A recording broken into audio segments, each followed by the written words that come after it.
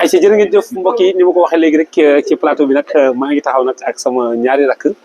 yaakaar naa kenn ku ne xàmmee na leen ci kanamu télévision Futurs Médias rawatina Sen TV muy Koso Peex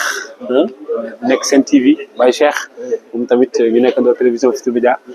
gis liggéey bu am solo bi nga xamante ne liggéey nañ ko ci course bi waaye tey ñu àndandoo ak man topp ci tànk yi ñëw fii ci France bu fekkee Grand Prix Arc de Triomphe mu nekk loo xamante ne lu am solo la. du ma sori ginnaaw bi ma defee sama plateau ba pare gis nga maa ngi taxaw nag ak ki nga xamante ni mooy Koso nga jógee Sen TV tey nga ñëw ci Grand Prix Arc de Triomphe moom c'est la première fois tey lan ngay wax ci course bu mag bi nga xamante ni moom la ñu ñëw ànd ak une forte délégation ci Grand Prix Arc de Triomphe. jërëjëf mu jox peex maa ngi lay nuyu di am kontaante bu baax di nuyu mbokk TFM ak Sen TV di la nuyu bu baax nga nekk sunu frère nga nampatal ñu ci course tey c'est la première fois ñu ñëw fii nga xamante ni mooy Arc de Triomphe fekk si la mu nekk loo xam lu rëy la ñu ko doon ñaan yàlla ñëw teewee ci course mu nekk loo xamante lu rëy la tey ñuy dawal Grand Prix Arc de Triomphe foofu ca Paris-Longchamp àndanteeg la forte délégation Omar Bawa Junior ak waa comité national de gestion des courses hippiques rawatina ci monsieur président Lamine Diop au nom du CNG ak maître Souleymane Diagne mi nga xamante ni teewal na fi le comité national mu nekk loo xamante ni lu rëy la mu jóg tey course bu rëy nga nar a gis di ñaan yàlla na yàlla def jàmm ñu dugg ci bismillahi rahmaani rahim génne ci alhamdulilahi rabbil alamin may am kontaan bu baax taxaw ak yow di am kontaan taxaw ak sama frère Baye Cheikh Peex mi nga xam mais du c'est la première fois nga ñëw France ñëw nga Grand Prix Toulouse Sénégal fee ci Toulouse ay yoon du c'est la première fois ma ñëw France waaye tey damaa kontaan ndax tey laay doog a ñëw Arc de Triomphe mu nekk loo xamante ni nag mooy course bi gën a rëy ci mooy course des mondes mooy course des mondes parce que boo dee xool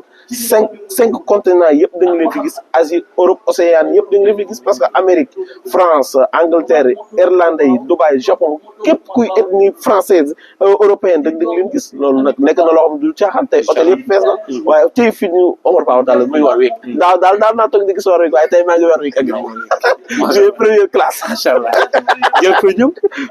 jël Air Sénégal ñëw fekk conseil local ñëw fekk si Grand Prix Arc de Triomphe ko sa kedd yow xaaral bàyyi sax mu bougé taxawal noonu ñu waxtaanaat tuuti kii nag maa ngi taxaw moom tamit Baye Cheikh moom tamit tey c'est la première fois mu ñëw ci Grand Prix Arc de Triomphe ñuy nuyu bu baax a baax ñaaxarañ loo moom tamit taxawaayam saa su ne ci Grand Prix Arc bi dafay am solo loolu nag digganteem ak Omar Bawa Junior moom moo ko waral ñu ko ci ndokkeel bu baax di ko nuyu bu baax a baax di ko sargal di ko ñaanal yàlla ñaaxarañ loo ñu ngi lay ziar bu baax a baax vraiment kontaan nañ bu baax a baax ci sa taxawaay saa su ne yaa ngi ñëw ci suñu wet bu course bi amee vraiment di taxaw ci suñu wet ñu ngi lay ndokkeel bu baax a baax Baye Cheikh tey c'est la première fois nga doog a ñëw ci Grand Prix Arc de Triomphe gis nga tey course bi ni mu tëddee une forte délégation plus de 30 personnes lan ngay wax tey ci course bu mag bi nga xamante ni moom lañ dem ak délégation bi nga xamante ni moom la ñu àndal ginnaaw bi ngeen nuyoo. waaw ma jóg xanaa sant yàlla bu baax gërëm ko julli ci yonent bi sallallahu alayhi wa sallam gërëm suñu wéyju di ñaan yàlla fekke ko at yu bari mais mënuñu def dara lu kontaan parce que ku ñëw fii ci Grand Prix bi nga xamante ni mooy Grand Prix Arc de Triomphe ñu àndanteeg délégation bi nga xamante ni moo jugee Sénégal ñëw war a participer ci Grand Prix bi mu ñëw war a participer ci course bi duñ def dara lu dul sant yàlla mais nag gërëm leen bu baax a baax a baax a baax a baax yow ku ci mel ni suñu papa Omar Diawara yow ku ci mel ni suñu papa Amadou Diallo yow ku ci mel ni tant d'autres ñoo xamante ni ñun dañuy ay xale ñëw fekk liñ ci course hippique parce que dañuy nit ku jongal julli war ko bàyyi mu kasak ndax ñun luñ mën a am ci course hippique yéen a liggéey bu rafet ni ma ko waxee woon aéroport yéen a ci liggéey bu rafet téye ko téye drapeau bi ba seeni rakk ak seeni doom mën a ñëw fekk si leen te taxul ngeen changé ci benn yoon wan ni leen lii loo xamante ne la bu ngeen ko fonkee te respecté ko te joxe ci cër am ci cër lu ne mën ngeen ko ci am fu ne mën ngeen ko ci def kon nag loolu duñ def dara lu sant leen waaye mu jóg di gërëmati ki nga xamante ni moo tax ñu ñëw fii muy Omar Bawa Junior sonn ci ñun lool waaw bëgg sax du ko wax mais nag tamit mu jóg bu la fees loo rek moo la yàpp loo